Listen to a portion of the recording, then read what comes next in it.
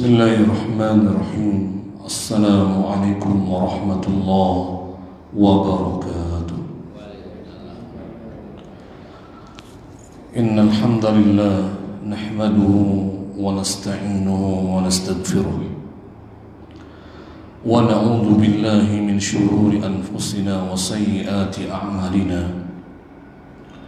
Man yahdihillahu fala mudilla lahu ومن يضلل فلا هادي له وأشهد أن لا إله إلا الله وحده لا شريك له وأشهد أن محمدا عبده ورسوله يا أيها الذين آمنوا اتقوا الله حق تقاته ولا تموتن إلا وأنتم مسلمون يا أيها الناس اتقوا ربكم الذي خلقكم من نفس واحدة وخلق منها زوجها وبث منهما رجالا كثيرا ونساء واتقوا الله الذي تساءلون به والأرحام إن الله كان عليكم رقيبا يا أيها الذين آمنوا اتقوا الله وقولوا قولا سديدا يصلح لكم أعمالكم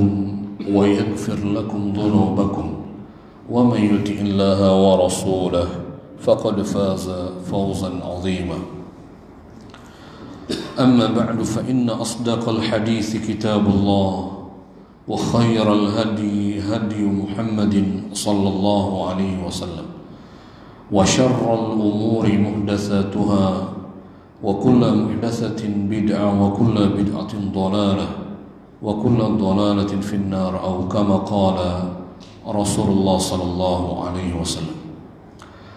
Yang kami hormati dan kami muliakan segenap DKM Baitur Rahim, dan juga yang kami hormati dan kami muliakan para jamaah Masjid Baitur Rahim rahimani wa rahimakumullah.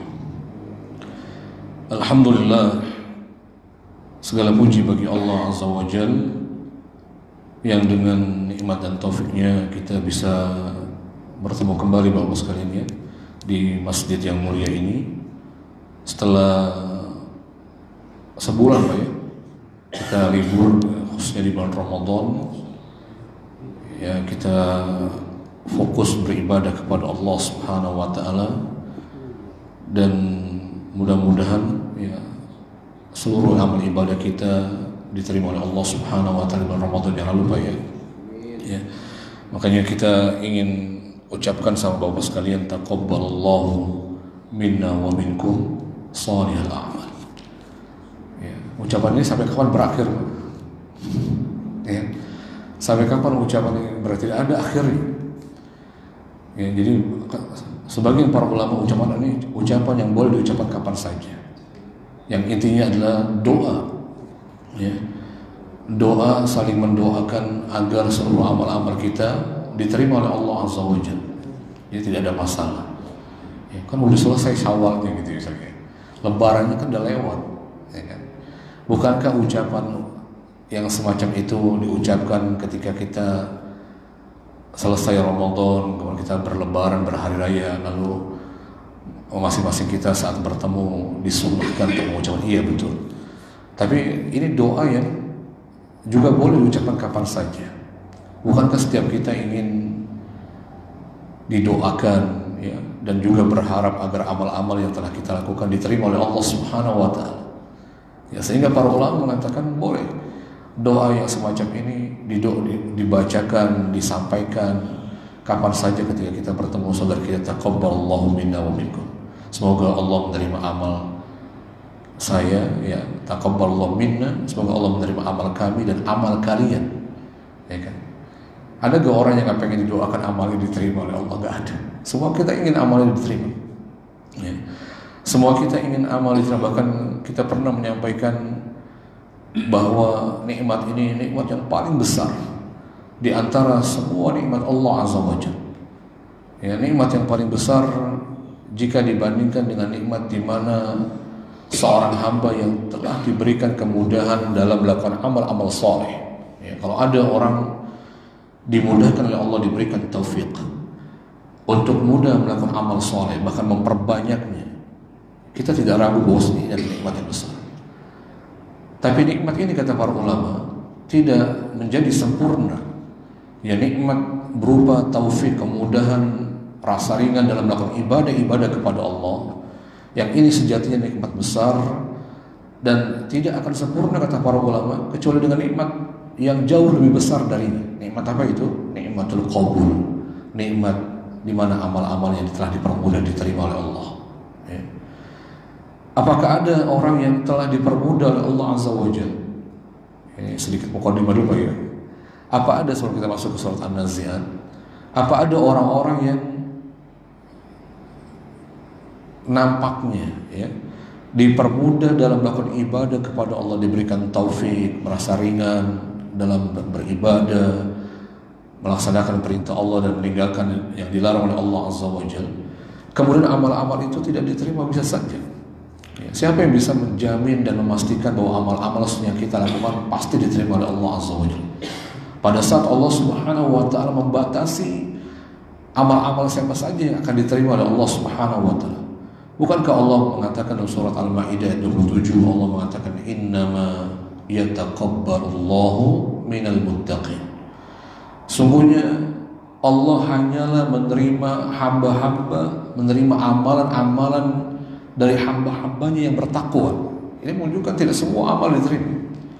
Ayat ini menunjukkan dalil bahwa tidak seluruh amal-amal yang dilakukan oleh para hamba itu, sekalipun nampaknya mereka adalah orang-orang yang telah dipermudah dalam melakukan ibadah tersebut, kemudian amal itu pasti akan diterima oleh Allah Subhanahu wa taala.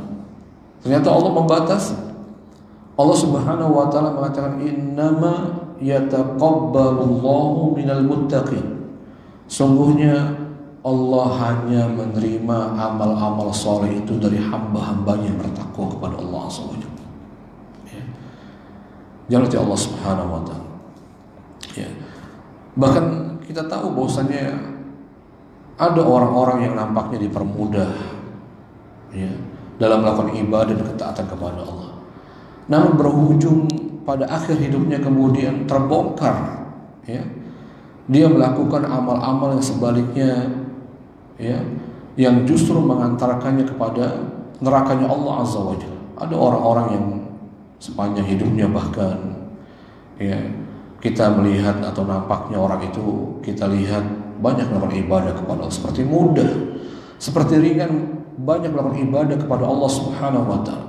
Tapi siapa yang menjamin kemudian di akhir hayat hidup orang ini ya dia bisa memastikan dia tetap dalam amalnya, dia istiqomah pada amalnya, atau barangkali itu hanya yang nampak pada kita. Barangkali sepanjang dia beramal soleh, amalnya memang tidak diterima oleh Allah Subhanahu wa taala karena ketidakikhlasan, karena amal-amal itu jauh dari syarat diterimanya oleh Allah Subhanahu wa taala, seperti mengikuti sunnah. Bukan begitu jemaah, sebagaimana disebutkan Nabi. Sebagaimana hal ini pernah disebutkan Nabi SAW. Nabi sampai bersumpah, wallahi ya, alladzi la ilaha ghairuh, demi Allah yang tidak ada Tuhan yang berhak diibadahi kecuali hanya Allah Azza wa Jalla. Inna ahadakum la ya'malu bi'amali ahli al-jannah hatta ma yakun bainahu wa bainaha illa dhira' fayasbiqu 'alayhi al-kitab fayamalu bi'amali ahli an-nar fayadkhuluha. Kita lihat bagaimana Nabi pernah menyampaikan tentang orang-orang yang nampaknya sepanjang hidupnya dia melakukan amal-amal soleh. Sampai Nabi mengatakan, bersumpah Nabi SAW, sampai Nabi bersumpah kemudian mengatakan inna ahadakum, ya sungguhnya salah seorang di antara kalian, kata Rasulullah, la ya'malu bi'amali ahli jannah, betul-betul dia melakukan amalan penduduk surganya Allah Subhanahu wa taala. Lihat, Nabi ingin memberikan pelajaran kepada kita. Tidak ada yang bisa menjamin orang yang sepanjang hidupnya beramal soleh kemudian dipastikan dia meninggal dalam husnul khatimah. Nabi SAW mengatakan, sungguh salah seorang di antara kalian betul-betul telah melakukan amal penduduk surganya Allah Subhanahu wa taala, hatta ma yakunu bainahu wa bainaha illa dhira, sampai antara dia dengan surga itu hanya tinggal sehasta, kata Rasulullah. Tinggal sehasta namanya. Ya, jadi saking dia tampaknya sepanjang hidupnya melakukan ibadah kepada Allah, melakukan amal-amal soleh, ya, yang harusnya, yang idealnya ini mengantarkannya untuk masuk ke dalam surga Allah Subhanahu wa taala. Kan begitu Pak ya? Kan harusnya idealnya orang kalau beramal soleh insya Allah masuk surga gitu Pak ya. Tapi ternyata Nabi menyebutkan bahwa ada salah seorang di antara kalian, kata Rasulullah, yang dia betul-betul ini Nabi mengatakan betul-betul nampaknya melakukan amal sekali para ulama, nampaknya, ya, nampaknya kita lihat orang ini soleh, orang ini banyak melakukan ibadah kepada Allah, kayaknya mudah, kok kayaknya betul-betul ringan melakukan ketaatan kepada Allah Subhanahu wa taala. Sampai Nabi kemudian menggambarkan antara dia dengan surga tinggal satu hasta. Fayasbiqu alaihi alkitab, ya, namun kitab Allah telah mendahulunya, arti takdir telah tercatat, ya. Lalu apa yang terjadi, kata Nabi SAW, fayamalu bi'amali ahli nar, maka beramallah orang ini di penghujung akhir atau di akhir hidupnya, maka beramallah orang ini dengan amalan penduduk nerakanya Allah Subhanahu wa taala, fayadkhuluha, maka dengan sebab itu dia masuk neraka. Itu lihat ya, ini orang ini ya, yang disebutkan Nabi SAW, ini orang-orang yang kata Nabi betul-betul dia, ya, melakukan amal soleh yang sampai Nabi mengatakan antara dia dengan surga. Artinya betul-betul Masya Allah, ya, amal-amal ini. Kok bisa kemudian di penghujung hidupnya dia beramal dengan amal neraka? Maka kata para ulama seperti Syekh Utsaimin rahimahullah menyebutkan, ini adalah tampaknya saja, tampaknya ada orang-orang yang dipermudah melakukan ibadah kepada Allah, rajin, semangat melakukan ketaatan kepada Allah Subhanahu wa taala, ya, namun amal-amalnya jauh dari keikhlasan, namun amalnya jauh dari sunnah, ya. Maka kemudian terbukti, ya, itu dibuktikan dengan Allah Subhanahu wa taala membuka di penghujung hidup orang ini ternyata, ya, bukti bahwasanya amal-amalnya tidak ikhlas, amal-amalnya bukan karena Allah. Kemudian dia mengakhiri hidupnya dengan apa? Beramal dengan amal neraka, yang dengan sebab itu dia masuk nerakanya Allah Subhanahu wa taala. Ini menunjukkan kita nggak bisa memvonis, ya. Juga di antara pelajarannya nggak bisa kita memvonis, fulan pasti surga, ya kan gitu ya. Anda lihat di fulan nggak pernah Anda lihat bermaksiat kepada Allah. Anda nggak pernah melihat fulan ini dari mata kepala Anda dia berzina, main judi, mabuk-mabukan, menyakiti orang, misalnya gitu ya, misalnya Pak ya. Yang Anda lihat fulan ini di atas kebaikan. Anda yang lihat beliau orang yang rajin sholat ke masjid, puasa, sunnah, bahkan ya kan bersedekah, gitu ya. Kita nggak boleh memvonis, menjamin orang itu masuk surga, pasti tidak. Ya, kita nggak tahu di akhir hidupnya. Karena Nabi juga menyebutkan bahwasanya inti dari semua amal-amal kita itu adalah bagaimana di penghujungnya, ya Pak ya. Nabi mengatakan innamal a'mal bil khawatim. Ya, semuanya amal-amal itu tergantung penutupnya. Semuanya amal-amal itu maksudnya penentunya, kata Nabi. Penentu yang menentukan amal itu baik atau buruk, diterima atau tidak diterima, yang menyebabkan masuk surga atau justru mengantarkan ke dalam neraka, itu bagaimana orang itu beramal di penghujung hidupnya.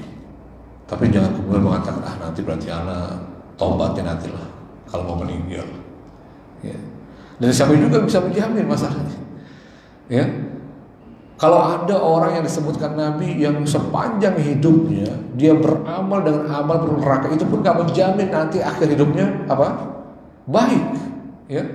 Dia bisa tetap istiqomah dalam amal solehnya di penghujung hidupnya. Maka logikanya bagaimana orang yang dia beramal buruk, ya, dia bermaksiat sepanjang hidupnya, walaupun bisa saja Ya walaupun bisa saja ada orang-orang yang kita lihat bermaksiat, banyak bermaksiat, ahlul ma'asi, kemudian di penghujung hidupnya dia bertobat dan dengan sebab itu dia masuk surga, bisa, sangat bisa. Ini juga menunjukkan tidak boleh kita memvonis orang, ya mengklaim orang itu bulan ahlul nar ini. Anda nggak pernah lihat ibadah, yang Anda tahu dia bermaksiat terus setiap hari. Itu pun nggak bisa kita vonis dan tidak boleh.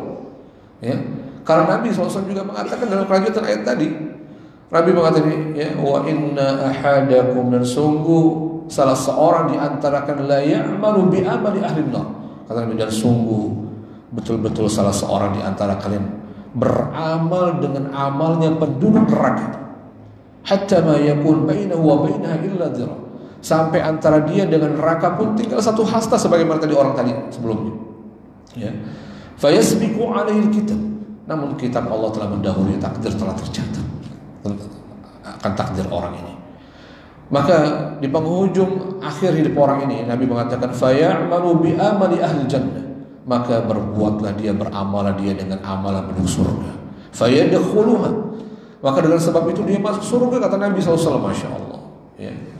Tapi kita bisa memastikan kita seperti orang ini masalahnya, ya, yang mungkin tampaknya dia bermaksiat terus, ya, tapi kemudian di penghujung hidupnya bertobat, dia beramal soleh, dengan sebab itu Allah jadikan dia sebagai penduduk surganya Allah. Ya, kalau tadi orang yang banyak beramal soleh saja itu, ya, tidak menjamin, ya, kalau dia mungkin tidak ikhlas dalam amalnya, ya, apalagi yang sama sekali mengatakan nanti saya beramal solehnya kalau sudah menjelang umur 60-an lah, kalau sudah mendapat bonus umur, ya kan umur umat Rasulullah berapa? 60 sampai 70 tahun. Nabi mengatakan a'maru ummati ma baina 60 wa 70 wa aqallu man yajuzu dzalik. Nabi pernah mengatakan umur umatku itu berkisar antara 60 sampai 70 tahun dan sedikit yang lebih dari itu. Ya, jadi kalau udah 60 itu udah harus, ini udah warning nih, ya, harus sudah hati-hati, udah harus serius. Bukan harus hanya 60, 40 bahkan ya. 40 ini udah mendekati tentunya. Kalau sudah orang berusia 40 itu udah nggak saatnya lagi main-main, nggak saatnya lagi ibadahnya, ya, tidak fokus, harus fokus. Ya, harus betul-betul, ya, dia berupaya bagaimana amal-amal itu diterima oleh Allah Subhanahu wa taala. Jauh dari Allah Subhanahu wa taala. Ya, kita sekarang masuk ke kajian kita ke surat An-Nazi'at, ya, Pak. Surat An-Nazi'at, ana lupa ini apa di ayat keberapa kita terakhir, ya. Kita review dulu, Pak, ya. Review di awal-awal surat ini. Ya, kita tahu bahwasanya An-Nazi'at ini adalah surat yang tidak memiliki kekhususan sebab diturunkannya oleh Allah Azza wa Jalla. Ini juga pernah kita sampaikan, kalau berarti sudah pernah dibahas An-Nazi'at ini di awal surat ini. Hanya ada satu surat yang para ulama menyebutkan, para mufassir menyebutkan, ya, tentang sebab diturunkannya ayat di antara ayat-ayat dalam surat An-Nazi'at. Itu ada satu ayat, kata para ulama, yaitu pada ayat yang ke-42, ya. Allah berfirman, yas'alunaka 'anis sa'ati ayyana mursaha. Ya. Dan mereka orang-orang kafir bertanya tentang kapan waktunya atau waktu terjadinya hari kiamat. Ya. Ini jadi mereka bertanya-tanya, mendesak Rasulullah untuk menyebutkan kapan waktunya. Ya, jadi sebab turunnya apa? Pada saat orang-orang kafir mendesak Rasulullah SAW untuk menyebutkan kapan waktunya terjadi kiamat. Mereka menantang Rasulullah, yang mereka merasa diancam.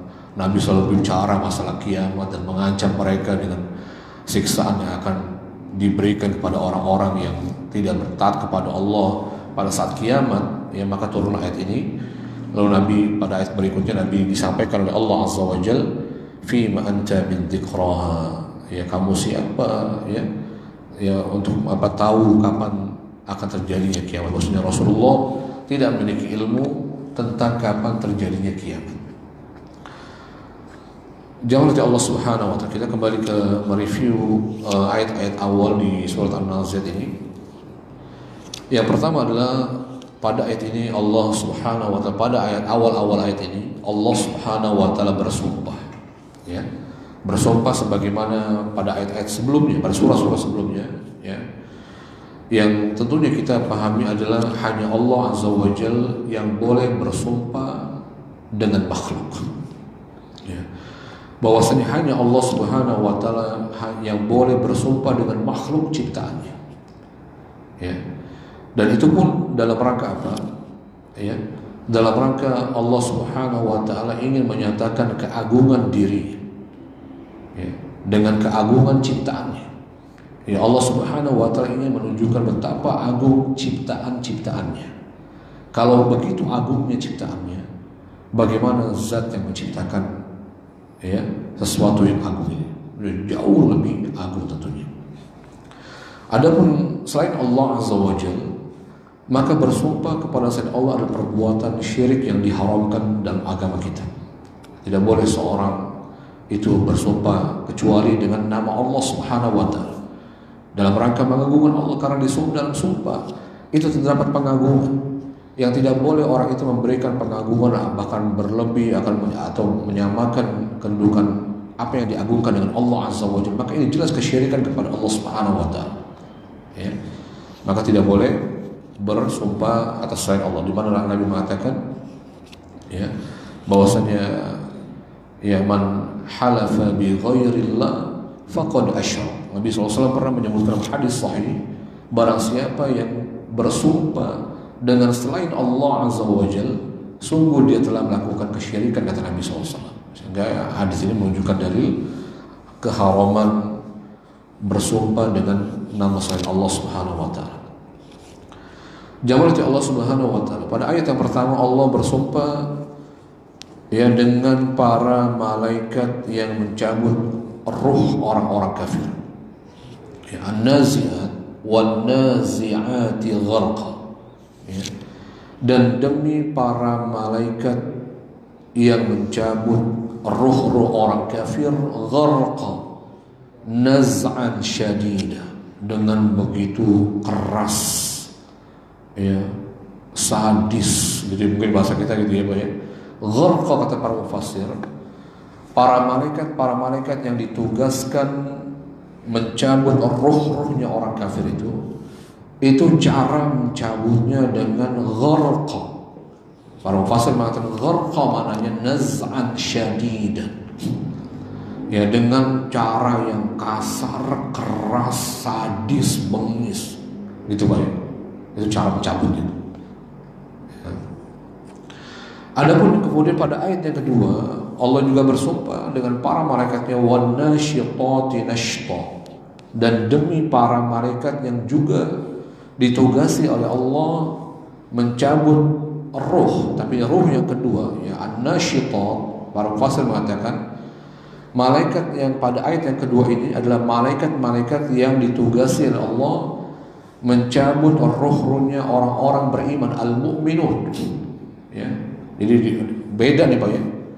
Jadi malaikat yang mencabut nyawa-nyawa mukmin dan kafir dibedakan oleh Allah Azza wa Jalla, ya. Dan cara mencabutnya juga beda ini Pak, ya Pak, ya. Masya Allah, alhamdulillah, kita takut ini, ya.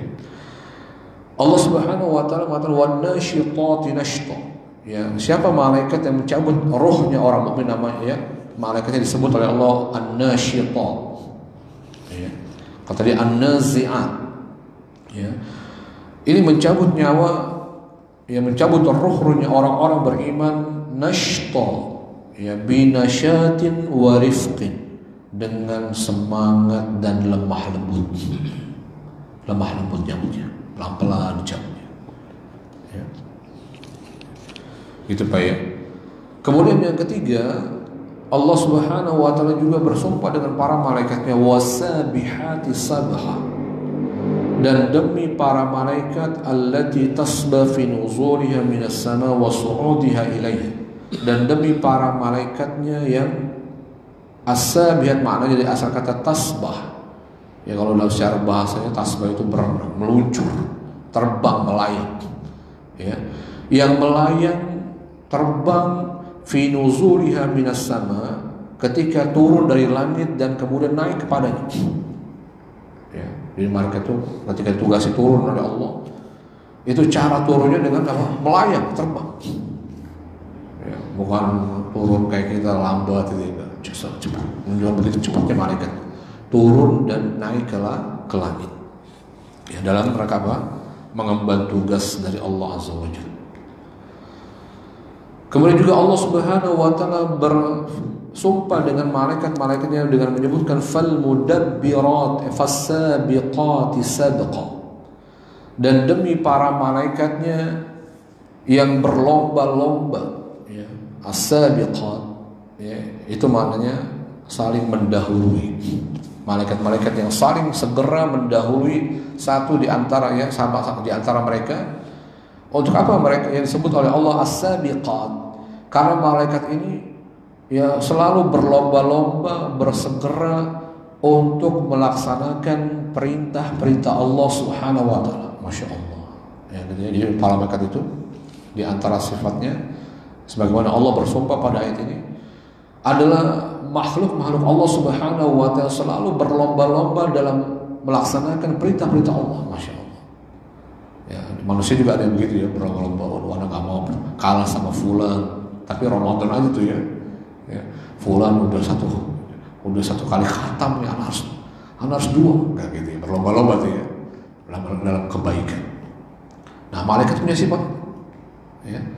Tapi para malaikat ini nggak ada apa namanya, nggak ada masa letihnya. Kalau kita kan Ramadan aja ya semangat ngebalap teman-teman ya, kebaikan ya, berlomba-lomba. Nanti habis Ramadan temannya masih baca Quran, dia nanti aja Ramadan tahun datang. Gitu ya Pak ya. Nanti Qurannya dibuka lagi Ramadan yang akan datang. Ya, nggak stabil. Kita kurang istiqomah kadang-kadang ya, berlomba-lomba dalam kebaikannya kurang istiqomah pada saat-saat tertentu saja. Tapi para malaikat ketika disebutkan oleh Allah Azza wa Jalla tentang sifat-sifatnya yang Allah bersumpah dengan ini, menunjukkan malaikat itu konsisten ya, komitmen, istiqamah ya dalam perbuatan ini sebagaimana Allah menyebutkan. Ya. Kemudian juga Allah Subhanahu wa taala bersumpah fal mudabbirati amra, dan demi para malaikat itu kata Allah Azza wa Jalla al mudabbirat ya, yang melaksanakan tugas-tugasnya, perintah-perintah Allah Subhanahu wa taala yang ditugaskan kepada mereka ya, fima awkala ilaiha tadbirah, yang Allah menugaskan untuk mereka mengembannya ya, min syu'unil qaum, seperti mengatur ya alam ini. Itu ada malaikat yang ditugasi oleh Allah Azza wa Jalla mengatur kehidupan manusia, tentang dunia mereka ya. Maka ini juga diantara sifat-sifatnya malaikat yang disebutkan oleh Allah Azza wa Jalla. Kemudian Allah Subhanahu wa taala pada ayat berikutnya mengatakan yauma tarjufur rajifah. Yauma tarjufur rajifah. Yaitu pada hari, kata Allah Subhanahu wa taala, pada hari di mana bumi itu digoncangkan. Ar-rajifah maknanya yang diguncangkan. Apa yang diguncangkan?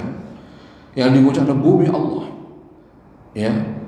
Ini sebelumnya para ulama menjelaskan di mana tafsir pada ayat ini. Itu ada penjelasan dari para ulama, la tub'atsanna al-khalaiq wa tuhasab. Dan sungguh betul-betul semua makhluk, maksudnya manusia tentunya khususnya, itu akan dibangkitkan pada hari itu, akan dibangkitkan pada suatu hari dan akan dihisab amal-amal mereka. Kapan itu? Yauma tarjufur rajif. Pada hari bumi itu digoncangkan oleh Allah ya. Pada hari terjadinya kiamat, di hari di mana bumi itu digoncangkan oleh Allah Subhanahu wa taala binafkhatil ula, dengan tiupan, dengan sekali tiupan ya, dengan tiupan yang pertama kata para mufassir nafkhatal imatah, dengan tiupan yang mematikan semua makhluk. Jadi pada hari kiamat itu ya, bumi itu diguncangkan dengan ditiupan sangkakala ya, yang pertama ya, kemudian menyebabkan semua makhluk itu dimatikan oleh Allah Azza wa Jalla. Nggak ada yang tersisa. Ya. Kemudian juga ya Allah menyebutkan tatba'uha radifah. Ya. Kemudian diikuti dengan tiupan yang kedua. Ya, diikuti dengan tiupan yang berikutnya. Ar-radifah maknanya yang mengikuti. Ar-radifah artinya yang membonceng, yang mengikuti. Ya, artinya ya setelah tiupan yang pertama, ya, setelah tiupan yang pertama, yaitu tiupan mematikan semua makhluk, kemudian ditiupan kembali yang kedua oleh Allah Subhanahu wa taala, ya, tiupan yang kedua, ya. Setelah tiupan yang pertama, ya, tiupan apa ini yang kedua ini? Lil ihya, untuk membangkitkan mereka setelah kematian. Jadi dimatikan seluruhnya, baru ditiup yang kedua, ya, kemudian dibangkitkan saat itu. Jadi membangkitkan dengan tiupan, ya, dengan sekali tiupan, ya. Kemudian ini apa namanya? Ya, ini menunjukkan betul-betul semua makhluk, khususnya manusia tentunya, yang akan mempertanggungjawabkan amal-amal mereka ketika di dunia. Ya, amal-amal mereka akan dihisab, betul-betul akan dibangkitkan pada saat itu. Ya. Lalu kemudian, ya, qulubu yawma idzi wajifah. Ya. Dan hati-hati. Siapa hati di sini? Maksudnya para mufassir mengatakan qulub di sini. Hati-hati yang disebutkan hati, ya, maksudnya hati, bukan hati-hati, ya. Bukan hati, jangan-jangan itu, ya, hati-hati. Hati. Ya. Qulub jamak dari qalbun. Yang maknanya hati atau jantung, tapi hati maksudnya hati di sini. Itu adalah hatinya orang-orang kafir.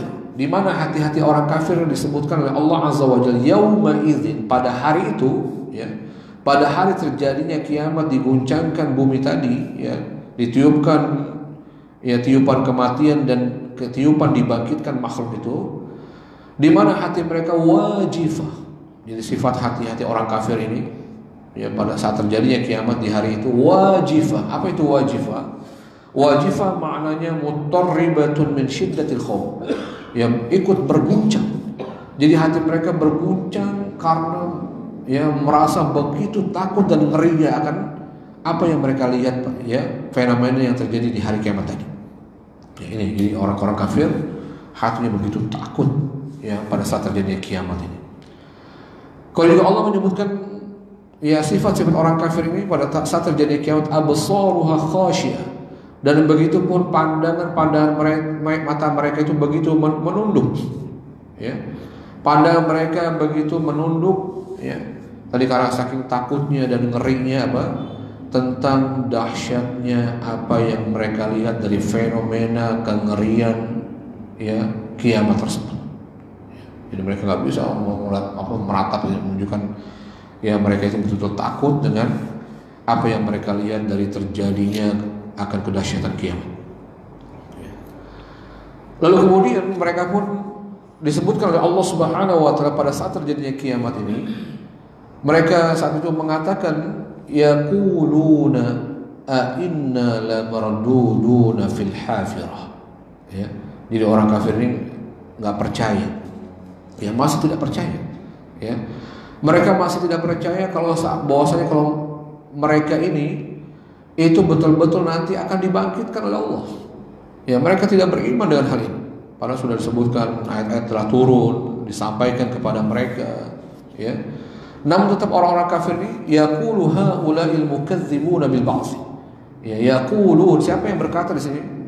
Itu orang-orang kafir yang mereka mendustakan akan terjadinya hari kebangkitan. Apa yang mereka katakan? A inna lamarduduna fil hafirah. Apakah betul kita ini akan dikembalikan, kata Allah Subhanahu, kata mereka, ya, a inna lamardudun, apakah kami akan lamardudun, betul-betul dikembalikan, ya, ke dunia, ya, dikembalikan setelah kematian kami, ya, kepada apa yang dulu kita hidup di dunia. Jadi mereka nggak percaya kalau di akhir itu ada kehidupan, ya, bahwasanya mereka akan dihidupkan sebagaimana mereka dihidupkan ketika di dunia, ya. Mana mungkin kata mereka gitu, ya. Bahkan yang menurut logika mereka yang tidak mungkin bagi mereka, ya, Yang tidak mungkin orang setelah kematiannya itu akan kembali dihidupkan, hidup sebagaimana dia hidup di dunia. Ya, apa alasan orang kafir? Aidza kunna idzaman nakhira. Kata mereka apa? Aidza kunna idzaman nakhira. Apakah kita akan dikembalikan? Ya, padahal saat itu kata mereka, kunna idzaman nakhira. Kita ini telah menjadi tulang belulang yang hancur lebur. Ya, berserakan. Ya, mana mungkin kan kalau kita lihat kuburan itu kayak orang-orang yang dikubur kalau sudah sekian tahun tinggal tulang belulang tuh kayak pernah nggak Pak ya? Pernah lihat kuburan terbongkar gitu? Itu kan udah hancur semuanya. Ya bahkan udah hancur tulang-tulangnya, keropos, ya hancur. Ya. Nah ini berlogika orang-orang kafir, mana mungkin gitu? Mana mungkin kita telah menjadi tulang belulang yang remuk, yang hancur, yang berserakan, kemudian bisa dikembalikan sebagaimana yang mereka dulu di dunia. Ini logikanya orang kafir. Nggak mungkin ini. Yang mereka dustakan. Ya. Kemudian juga mereka juga mengatakan orang-orang kafir ini, orang-orang yang mendustakan kebangkitan ini. Ya, qalu tilka idzan karratun khasirah. Ya, mereka kembali mengatakan, ya, qalu kata mereka berkata kata Allah Subhanahu wa ta'ala orang-orang kafir ini, ya, raj'atuna tilka satakunu idzan khaibatan kadhibah. Kalau begitu pengembalian kita, ya, kita akan kembali dihidupkan itu, yang dihidupkan kembali di akhir nanti. Tentu ini adalah pengembalian yang merugikan kita, kata mereka. Ini merugi dong kita kalau begitu. Ya, itu alasan mereka ya. Jadi mereka merasa, wah ini pengembalian yang sangat merugikan kata mereka. Ini adalah dusta kata mereka. Ini nggak mungkin. Ya, kata mereka ini nggak mungkin. Ya, maka Allah Subhanahu wa ta'ala menjawab pernyataan orang kafir ini. Lalu orang kafir ini mengatakan, Allah Subhanahu wa ta'ala kemudian menjawab, membantah ya tentang ketidakberiman mereka dengan terjadinya kiamat. Mereka nggak mungkin akan dibangkitkan oleh Allah Azza wa Jalla. Di mana Allah mengatakan fa innama hiya zajratu wahidah. Kata Allah Subhanahu wa ta'ala ya, tentang kebangkitan ini. Ya, tentang bagaimana manusia itu betul-betul akan dibangkitkan kembali oleh Allah Azza wa Jalla. Ini perkara yang mudah kata Allah. Allah Subhanahu wa ta'ala mengatakan fa innama hiya zajratu wahidah. Sungguhnya untuk membangkitkan semua makhluk yang telah dimatikan kata Allah, hiya zajratu wahidah. Dia hanyalah sekali tiupan kata Allah. Ya. Zajrah kata para ulama maknanya nafkhah. Ya. Zajratu wahidah berarti nafkhatun wahidah. Kata Allah sungguhnya hal itu ya membangkitkan orang-orang yang telah mati ini kata Allah, hiya zajratu wahidah, itu hanya satu tiupan kata Allah, sekali tiup langit lagi. Ya. Suatu perkara yang mudah. Ya bukan mungkin kalau kita mungkin gimana cara ngebangkitin ya? Sekian miliar triliun manusia telah dimatikan, dibangkitkan gimana tuh caranya? Mungkin bagi logika kita kan nggak masuk logika kita. Tapi Allah Subhanahu wa ta'ala sebagaimana orang-orang kafir tidak beriman dan kebangkitan, bagaimana mungkin kita ini sudah hancur lebur, bahkan ada orang yang meninggalnya terbakar cuma tinggal debu-debu ya Pak ya, kayak orang-orang apa? Orang Hindu ya. Orang Hindu kan dibakar tuh Pak ya. Itu mana mungkin tuh udah tinggal debu-debu tuh ya. Udah nggak apa sama sekali tidak kelihatan wujud ya, sebagai manusia nggak ada tangannya. Mungkin kalau masih ada tangannya, oh iya ada jejaknya nih manusia gitu ya. Ini dibakar menjadi debu. Ya mungkin orang kafir akan beranggapan mana mungkin Allah bisa membangkitkan kembali kita ya, membalikan penciptaan kita, dihidupkan kembali kita ini. Itu alasan mereka. Maka Allah mengatakan sungguhnya untuk menghidupkan kembali, untuk membangkitkan kembali orang-orang yang telah dimatikan oleh Allah, itu kata Allah enteng, mudah kata Allah Azza wa Jalla. Ya zajratu wahidah, hanya sekali tiupan kata Allah Subhanahu wa ta'ala. Masya Allah. Allah menyebutkan itu. Ya. Lalu kemudian Allah mengatakan fa'idahum bisahira. Maka sekali tiupan itu kata Allah, maka dengan serta merta mereka hidup kembali kata Allah Azza wa Jalla. Mereka hidup kembali di atas buminya Allah, di atas bumi Allah Subhanahu wa ta'ala. Mereka berada di perut bumi, atau berada di kubur, berarti dikubur ya. Kalau berarti dikuburkan di dalam bumi berarti ya. Artinya kata Allah Subhanahu wa ta'ala, itu dengan satu kali tiupan kata Allah Subhanahu wa ta'ala, itu kemudian dengan serta-merta, ya, dengan segera kata Allah Subhanahu wa taala mereka hidup kembali. Mereka dihidupkan kembali sebagaimana mereka awal diciptakan oleh Allah Subhanahu wa taala, sempurna dengan jasadnya. Walaupun dulunya hancur, walaupun dulunya tulang belulang, walaupun dulunya nggak diketemukan mayatnya. Ya, bapaknya nggak ketemu mayatnya, mana mungkin nanti dibangkit. Mayatnya nggak ketemu misalnya gitu ya. Saking hancur ya, hancur leburnya misalnya kayak meninggal hancur dengan pesawatnya misalnya, atau kebom kayak orang-orang Palestina ya kan, dibom hancur lebur, nggak ketahuan di mana kepala, di mana, ya Allah, waliyadzubillah itu ya. Ini orang kafir beranggapan nggak mungkin ini, masa udah berpisah-pisah bahkan nggak tahu di mana anggota tubuhnya, mencar-mencar matinya, meninggalnya. Itu alasan mereka. Para kata Allah mudah, semua itu mudah bagi Allah. Ya. Allah hanya sekali tiup atau sekali ditiupkan, ya, satu kali tiupan dengan serta merta semuanya dibangkitkan oleh Allah Azza wa Jalla. Mereka hidup kembali. Kemudian pada ayat berikutnya Allah Subhanahu wa taala berfirman, hal ataka haditsu Musa. Allah kemudian berfirman kepada Nabi kita Muhammad sallallahu alaihi wasallam, ya, apakah telah datang kepada kamu? Hal ataka, ya, apakah ataka telah datang kepadamu haditsu Musa, khabar Musa, berita atau kisah Nabi Musa alaihissalam. Ya. Ini menunjukkan kisah-kisah para nabi itu syarat dengan keteladanan, syarat dengan pelajaran, syarat dengan mau'idhah, ya, yang perlu diambil pelajaran itu, nasihat itu. Allah Subhanahu wa taala kemudian mengatakan pada ayat berikutnya, idnadahu rabbuhu bil wadil muqaddasi tuwa. Allah Subhanahu wa taala mengatakan, ingatlah, ya, idnadahu rabbuhu, ketika Rabbnya, nyanyi itu kepada siapa? Itu kepada Nabi Musa, ya. Ingatlah ketika Rabbnya Musa, Tuhannya Musa alaihissalam, itu Allah Azza wa Jal, ya, nadahu, memanggil Nabi Musa alaihissalam. Jadi dia pernah, ini Allah mengisahkan kepada Nabi Muhammad SAW bahwa Allah Subhanahu wa taala pernah menyeru, memanggil Nabi Musa alaihissalam, ya. Di mana itu tempatnya? Bil wadil muqaddasi tuwa, di sebuah lembah al-muqaddas. Muqaddas maknanya al-mutahhar, yang disucikan, yang diberkahi oleh Allah Azza wa Jalla. Namanya apa? Namanya lembah tua, ya, bukan tua, ya, bukan tua kita ya, bukan tua renta, bukan tua orang tua, bukan ya. Namanya tua, ya, tua ketok, ya, tua, ya, nama tempat, nama lembah, ya. Nama lembah, ya, ini lembah yang Allah Subhanahu wa taala mensifati lembah ini muqaddas, lembah yang disucikan, diberkahi oleh Allah Azza wa Jalla. Lalu saat itu Allah Subhanahu wa taala menugasi Nabi Musa alaihissalam, ya. Apa yang ditugasi Allah kepada Nabi Musa alaihissalam? Idhhab ila fir'auna innahu tagha. Allah Subhanahu wa taala mengatakan, idhhab, pergilah, ya.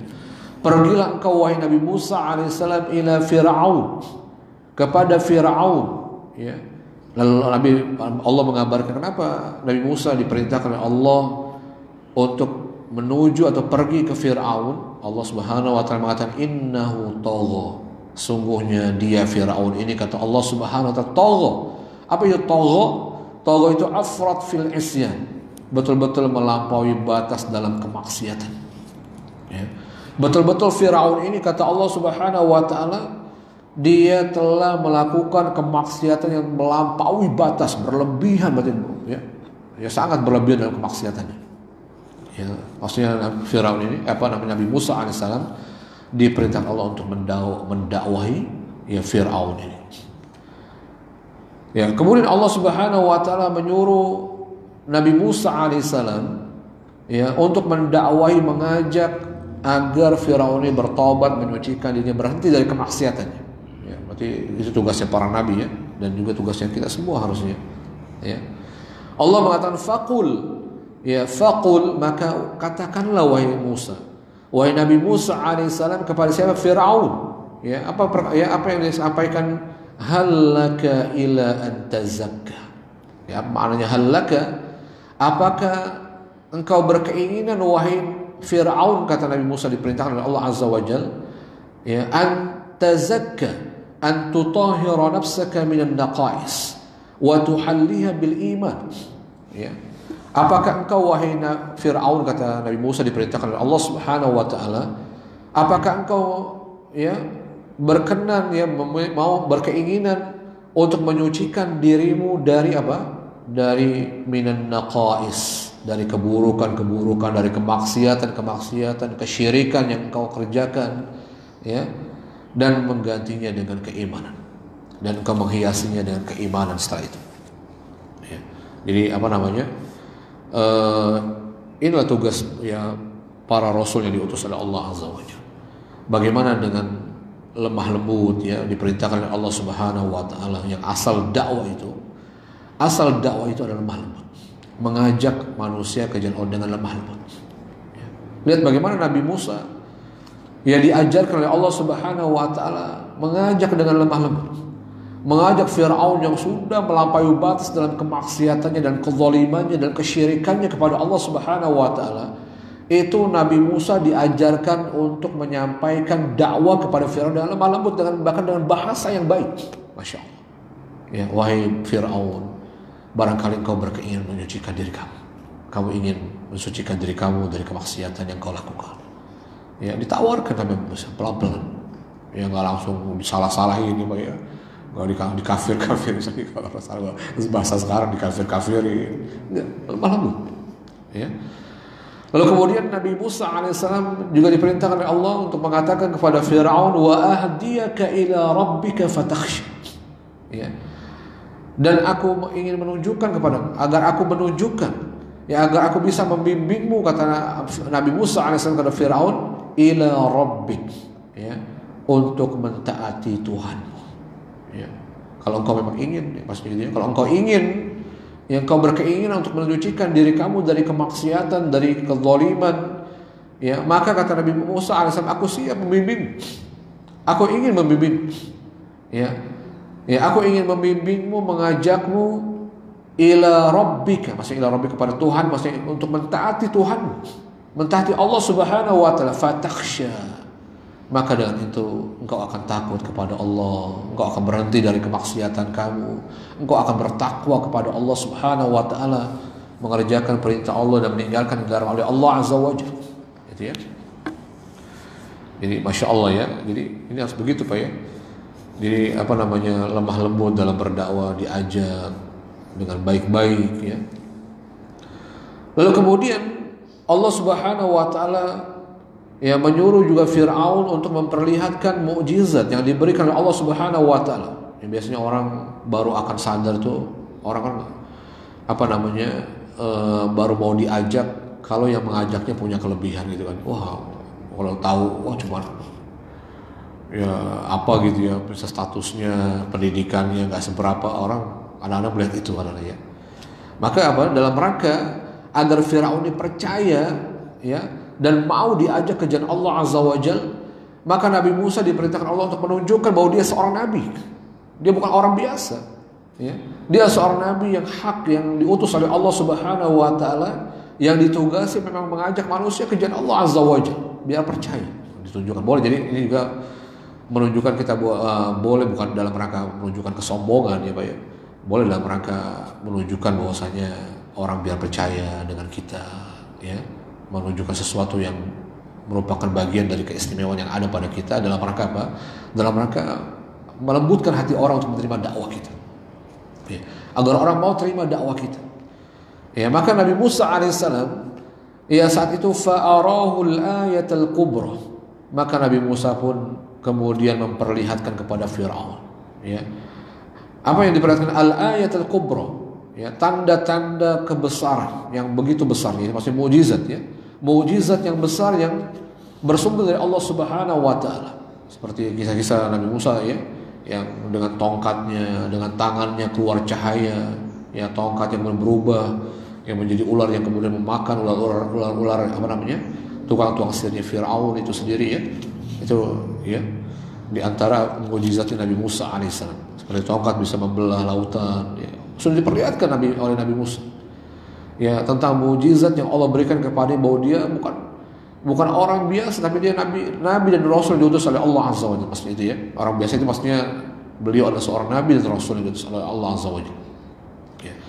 Namun apa yang kemudian yang dilakukan Fir'aun ya, ketika Fir'aun betul-betul ya sungguhnya melihat bahwa Nabi Musa ini adalah betul-betul seorang nabi, seorang rasul yang nggak mungkin kalau bukan seorang nabi, seorang rasul memiliki mukjizat yang diberikan oleh Allah Subhanahu wa taala. Jadi kalau kita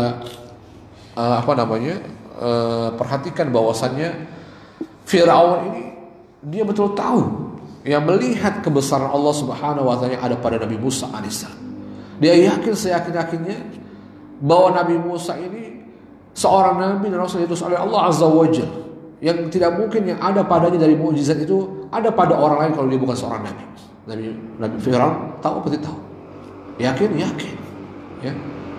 Mungkin banyak orang-orang di sekeliling kita yang yakin dengan kebenaran, tahu mana yang hak, mana yang batil. Ya, tapi dengan faktor-faktor misalnya gengsi, ya, faktor merasa malu, ya, menghalangi mereka untuk menerima kebenaran.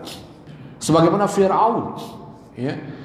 Fir'aun itu ketika tahu bahwasanya Nabi Musa alaihissalam ya, seorang nabi dan rasul dengan mukjizat yang ada padanya, maka ya Fir'aun ini dengan gengsi mendustakan, maka itu dilakukannya fakadzdzaba wa asa.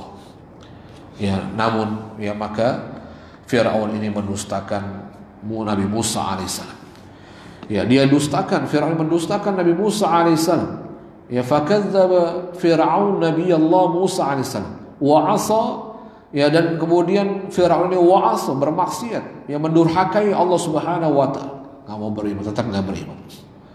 Jadi itulah ya hidayah ya, Bapak sekalian. Udah jelas-jelas ya di depan matanya akan menunjukkan kebesaran Allah Subhanahu wa taala. Kalau tidak bukan hidayah tidak bisa. Ya. Mungkin sudah hujjah ya, sudah sampai kepada seseorang dengan terang-terangnya, ya, tidak menjamin orang itu akan mendapatkan hidayah Allah mungkin ya.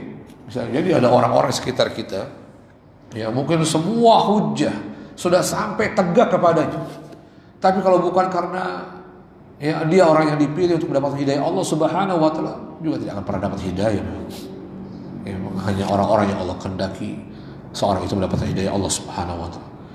Ya, ini terbukti oleh kita bagaimana Fir'aun menolak, mendustakan, mendurhakai Allah dan Rasulnya. Ya. Bahkan sikap yang diperlihatkan, ditunjukkan Fir'aun kepada Nabi Musa alaihissalam itu adalah sikap sebaliknya. Summa adbara yas'a. Kemudian Fir'aun ini justru berpaling, ya, adbar. Ya, makna adbar kata para ulama maknanya apa? Berpaling. Ya, justru dia berpaling dari keimanan, tidak mau beriman, sama sekali menolak. Bahkan yas'a, apa yas'a ini? Berupaya menentang Nabi Musa alaihissalam. Ya, berupaya menentang dan menantang, ya, berupaya menentang dan menantang Nabi Musa alaihissalam. Ya, sengaja memperlihatkan perlawanan. Ya, ada orang-orang ya yang ketika dikritisi, dikoreksi kesalahannya, kezalimannya, ya, justru tidak membuat mereka kembali ke jalan Allah. Ya. Tidak kembali mereka rujuk kepada kebenaran yang hak dari Allah Azza wa Jalla. Justru sebaiknya mengadakan perlawanan. Ada nggak Pak ya? Ada orang-orang tertentu yang Masya Allah ya, yang ditutupi ya, atau yang jauh dari hidayah Allah Subhanahu wa taala, ya. Orang-orang yang justru ya telah didakwai dengan hak, ya, dikoreksi, dibetulkan, diluruskan agar dia kembali ke jalan Allah Subhanahu wa taala yang seharusnya dia menerimanya, ya, dia rujuk ya dari kebatilan, ya, dari kezaliman, dari kebatilan, kemaksiatan dilakukannya, kemudian menuju ketaatan kepada Allah, menerima hidayah Allah. Justru sebaliknya dia menentang, dia menantang, bahkan membuat perlawanan. Itu dilakukan apa? Fir'aun terhadap Nabi Musa alaihissalam. Ya. Bahkan yang lebih menunjukkan akan betapa melampaui batas Fir'aun dan kemaksiatannya, ya, bukan hanya menampakkan perlawanan, penentangan terhadap apa yang diajak, yang didakwahi Nabi Musa alaihissalam, bahkan ya lebih melampaui batas perbuatan Firaun ini. Ya, apa yang dilakukannya? Fahasyara fanada. Ya, maka Firaun justru mengumpulkan orang. Ya. Hasyar maknanya mengumpulkan. Apa yang dikumpulkan Firaun? Siapa yang dikumpulkan oleh Firaun? Ahla mamlakati wa nadahu, yaitu penduduk kerajaannya, warganya. Ya, dia kumpulkan warga kerajaan. Dikumpulkan oleh Firaun, ya, penduduk atau warga kerajaannya, lalu fanada. Lalu kemudian Fir'aun menyeru mereka, ya, mengumumkan kepada mereka, ya, seraya mengatakan kepada mereka, faqala, pada ayat selanjutnya, faqala, maka Fir'aun mengatakan, ana rabbukumul a'la, aku ini Tuhan kalian yang maha tinggi. Ya. Jadi justru ini ya, Masya Allah, orang saking ya sesatnya, ya, sebagaimana Fir'aun ini, ya, ketika ya hidayah jelas-jelas ada di hadapannya, dia tolak hidayah Allah Azza wa Jalla, justru semakin dia berpaling dan semakin sesat, ya, dari jalan yang benar. Ya, sampai yang dilakukan oleh Firaun ini, dia kumpulkan warga kerajaannya dan kemudian dia serukan warganya, dia umumkan, ana rabbukumul a'la, ana rabbukumul ladzi la rabba fawqah, aku ada Tuhan kalian yang tidak ada Tuhan di atasnya. Ya, tidak ada Tuhan di atasnya, artinya Tuhan yang paling tinggi. Ya, itu yang dilakukan Firaun. Lalu apa yang dilakukan Allah Subhanahu wa taala atas kezaliman, atas kemaksiatan yang melampaui batas yang dilakukan oleh Firaun ini? Fa akhadhahu Allahu nakal akhirati wal ula. Maka Allah pun fa akhadhahu Allah. Fa akhadha maknanya maka Allah pun menghukum Firaun. Ya. Allah menghukum Firaun, ya, nakal akhirati wal ula, yaitu dengan mengazab Firaun, memberikan azab, menimpakan azab kepada Firaun, ya, al-akhirati wal ula, baik azab nanti di akhirat pun azab di dunia. Ya. Jadi Firaun ini Allah berikan siksa, diazab oleh Allah Subhanahu, bukan nanti di akhirat, tapi kalau diazab, disiksa oleh Allah di dunia. Ya, bagaimana Firaun itu ditenggelamkan oleh Allah Azza wa Jalla. Ya. Kemudian Allah Subhanahu wa taala dari kisah Nabi Musa dan Firaun ini, Allah mengatakan, inna fi dzalika la'ibratan liman yakhsha. La'ibratan liman yakhsha. Kata Allah Subhanahu wa taala, inna fi dzalika, sungguhnya dalam hal itu, kata Allah. Ya, maksudnya dalam kisah ya Firaun dan Nabi Musa alaihissalam, ya. Kata Allah Subhanahu wa taala, la'ibrah, dia betul-betul terdapat ibrah. Apa ibrah itu? Pelajaran, mau'izah. Ya.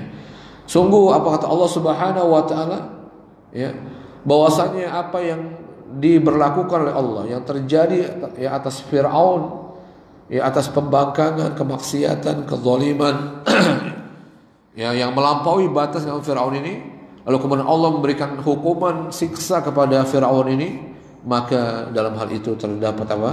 Terdapat pelajaran, kata Allah Azza wa Jalla.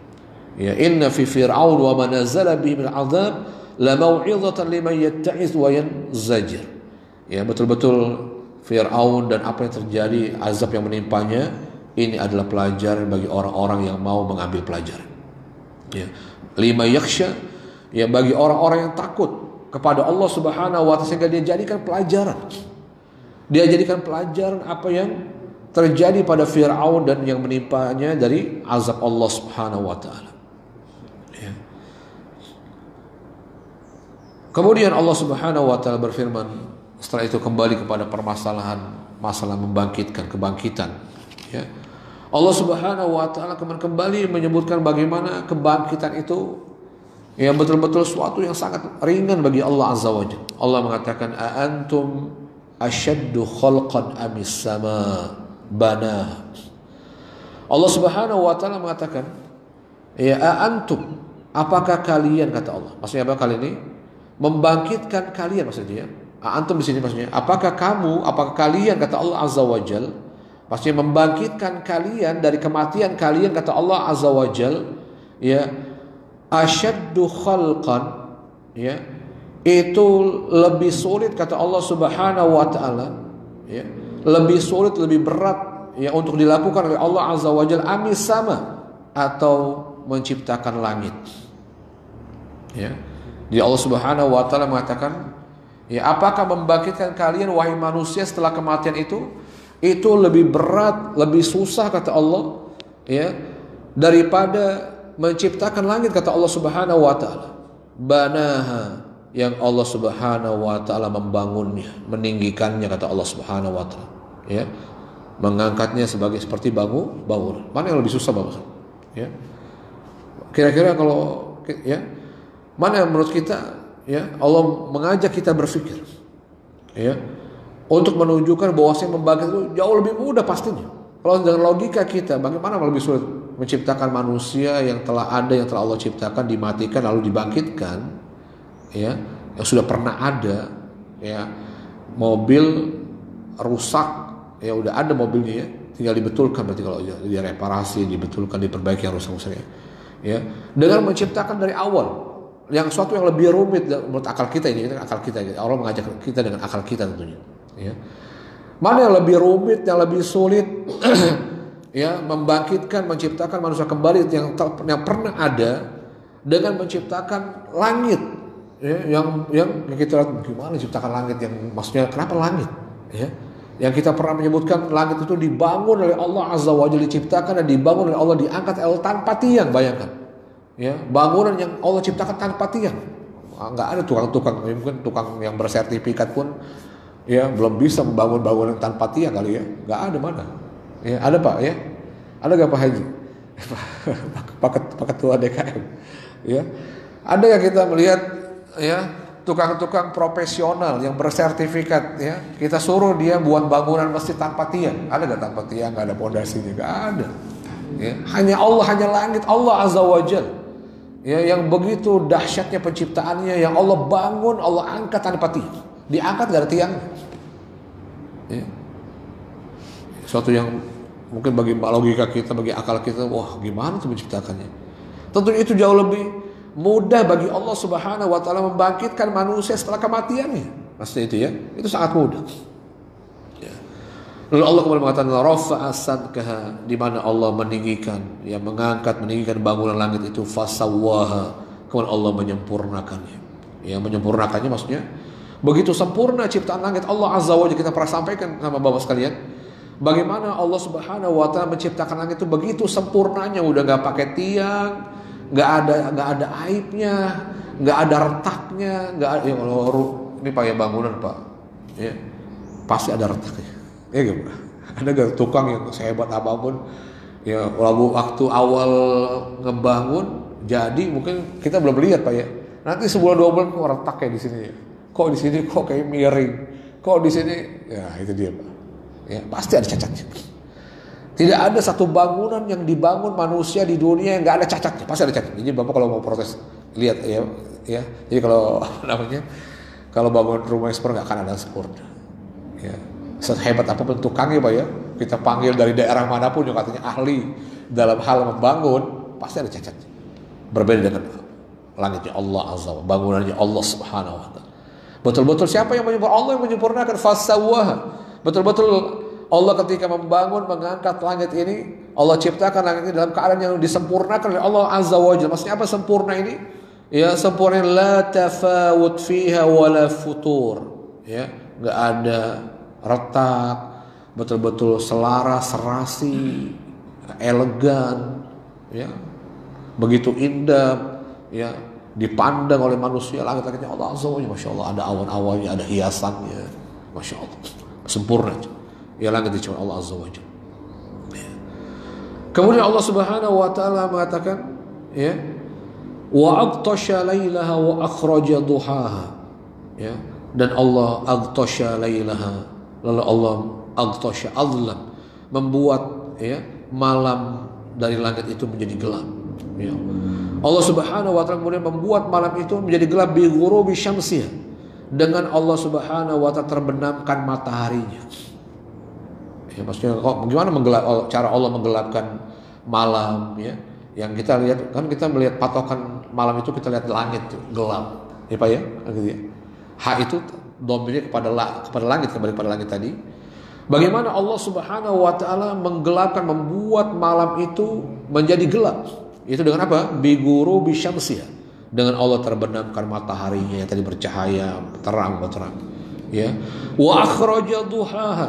Dan bagaimana Allah Subhanahu wa taala menampakkan, ya, membuat terang siang harinya, bisyuruqiha, dengan Allah terbitkan kembali mataharinya. Ya, ini menunjukkan kebesaran Allah Subhanahu wa taala, yang Allah mudah melakukannya.